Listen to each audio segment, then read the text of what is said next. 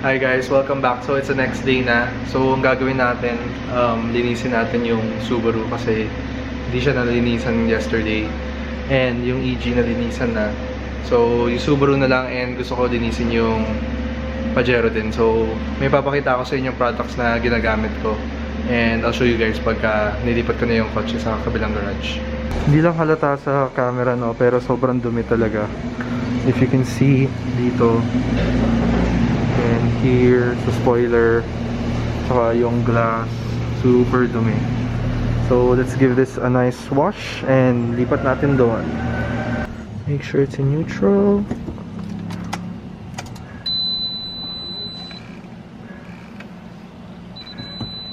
Cold start.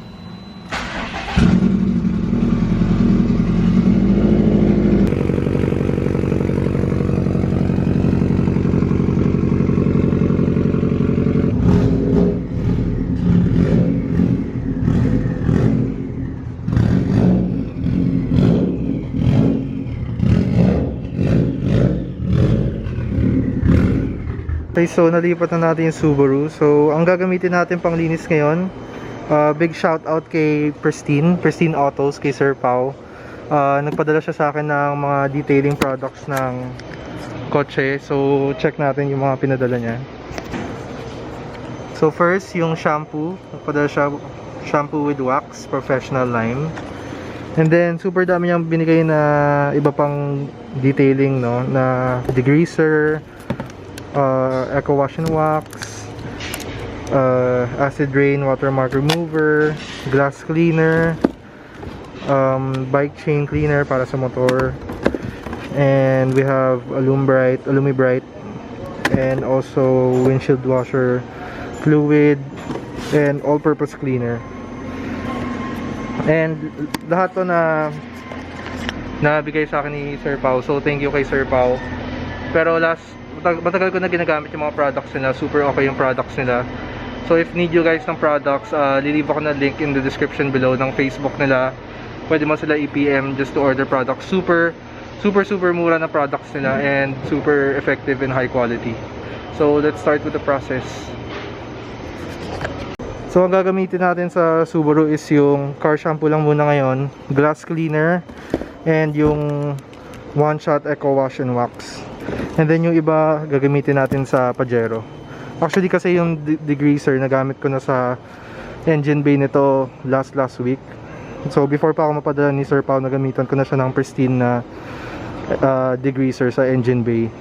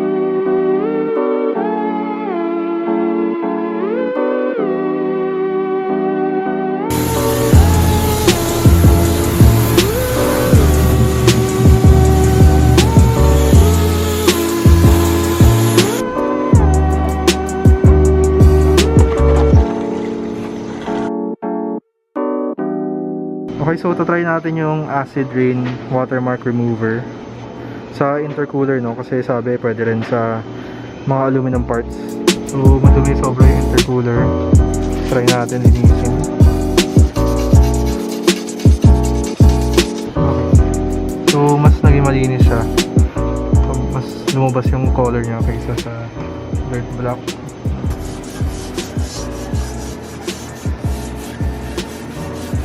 So layo ng nilinis ng intercooler gamit yung acid rain watermark remover. Yung Alumi-Bright gamitin natin sa Pajero after nito. Next time na natin gagamitin tong wash and wax. Pagka madami yung sasakyan, try natin i-spray yung, kasi hindi mo na kailangan ng water eh. So try lang natin spray to next time pagka nagamit ko ulit.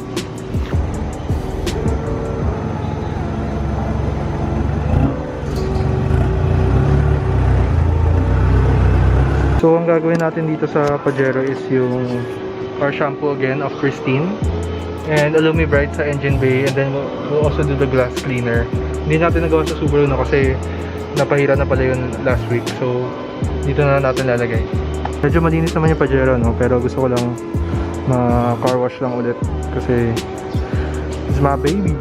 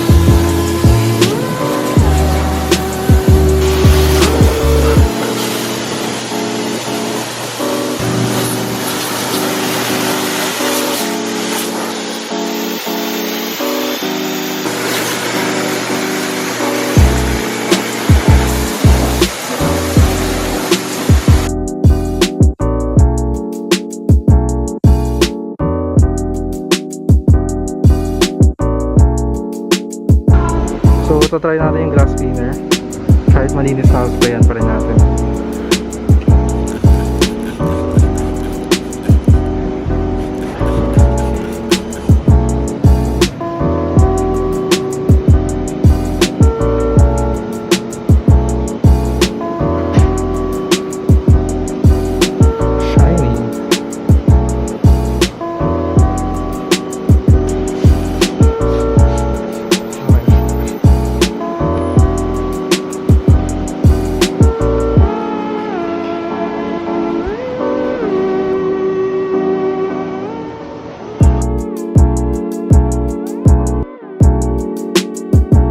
So try natin yung Alumi Bright.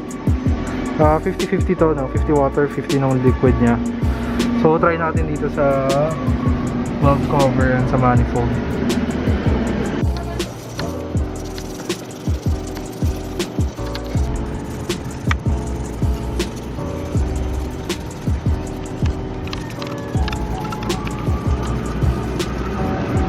So after i-brush, luminis naman, no?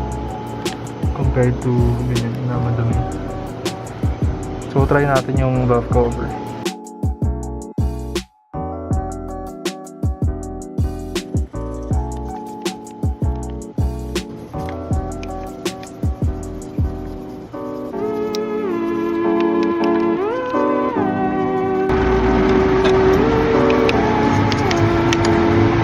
So after ma-brush, dapat punasan.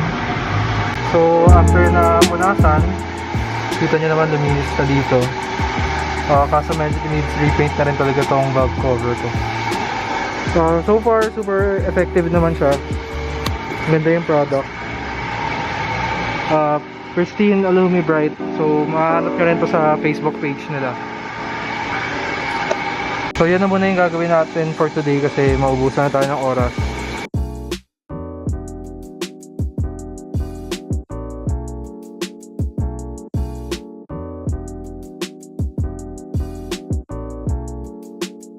Hi guys, so ito na yung part 2 ng interior cleaning natin. Papakita ko sa inyo yung mga lilinisin natin sa Pajero. So we will be cleaning the ceiling kasi may mga marks na. consider dyan. And also, yung seats, try natin i-brush ng konti gamit yung brush na nabili ko sa Lazada. So, boar's hair to, no? So, sabi nila effective daw talaga. So, ito yung isang mark. Testing natin. We are using the all-purpose cleaner, no, of Pristine. Thank you again, Sir Pao. So, spray lang ng konti. And then, microfiber.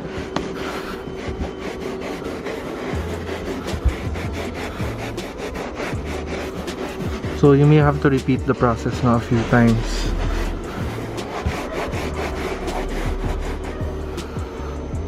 Kita nyo, naging black na agad. Hindi pa natatanggal yung mark.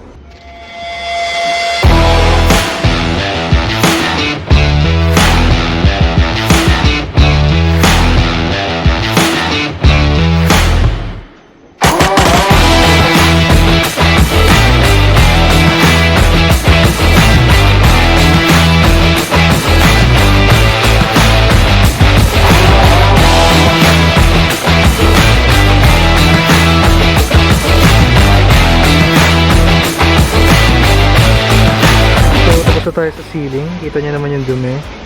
We used all-purpose cleaner lang of Pristine, and this is the outcome. Here's the front view from the seats hanggang pataas ng ceiling. Ang linis na ulit, no problem whatsoever. So I highly recommend that all-purpose cleaner. Actually yun yung palagi kong mas madalas kong ginagamit sa panglinis ng kotse na Pristine product. So now let's brush natin yung seats na konti para lang nilinis ng konti. Spray natin na konti.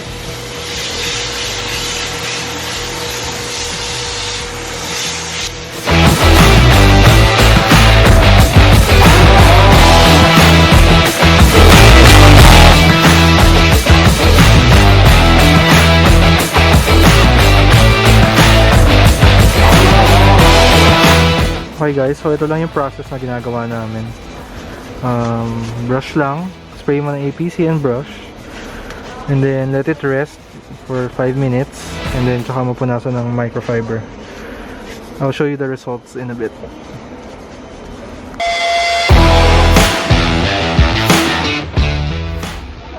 So kita nyo dito noong after i-brush, naging black na, no? So after that, wipe lang na microfiber.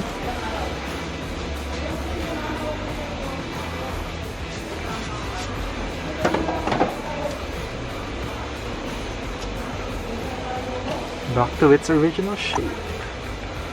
Ganda. So tapos na natin malinis yung seats and ceiling. Ito yung kinalabasan ng seats.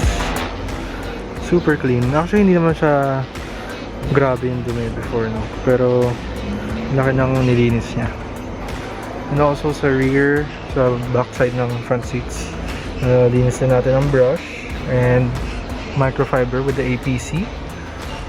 Pati itong part, ito iningatan na lang, no, kasi may mga cracks, pero nalinisan din natin. Bench type seats, nalinis na rin natin. APC din, madumi, as you can see, medyo black siya, no? And here, bagong malinis din. Ito nalinisan na rin natin. And the back part, linis. So, semi-interior detail tayo ngayon. Ito yung front seats. So, yan lahat ginawa natin. Pati yung ceiling. Super nice. So, ito yung 3 products na ginamit natin. All-purpose cleaner, Alumi Bright, and acid rain water mark remover. So, ito pala yung glass cleaner na ginamit natin from Pristine din. So, nilinis natin dito. Okay naman siya, walang marks. Pero, glass cleaner lang siya, hindi siya yung pag umuulan na dire-diretso yung baba ng tubig. Pampalinis lang siya ng mga marks sa glass. Pero super nice siya. Malinis naman. I'll be ending the vlog here. Thank you so much for watching. Thank you again to Pristine. Big shout out to Pristine for giving us his products. To Sir Pao, thank you so much. Super satisfied naman, no, with the car shampoo, acid water mark remover, and Alumi Bright, and also the APC. So 10 out of 10 lahat, lalo na yung shampoo. And may wax kasi siyang kasama. So okay naman siya sa akin. Pero better pa rin siguro if sprayhan niya ng spray wax ni Pristine. And also yung acid water remover, okay siya sa intercooler, no? Na-try ko sa intercooler ng Subaru. Malakas siya. And also yung APC natin, always the best. Yan talaga yung madalas kong ginagamit na product nila ever since before pa. Years before pa. So, I hope you guys try the products out sa mga mahilig mag-DIY. And makakasave kayo ng malaking pera since if kayo naman, kaya nyo naman gawin, diba? Bili lang kayo ng brush sa Lazada. And that's it. So, I will leave a link in the description below of Pristine. Try to order some products from them. Super affordable and top quality talaga. Thank you so much for watching. Please follow me on my social media accounts. And I'll see you soon.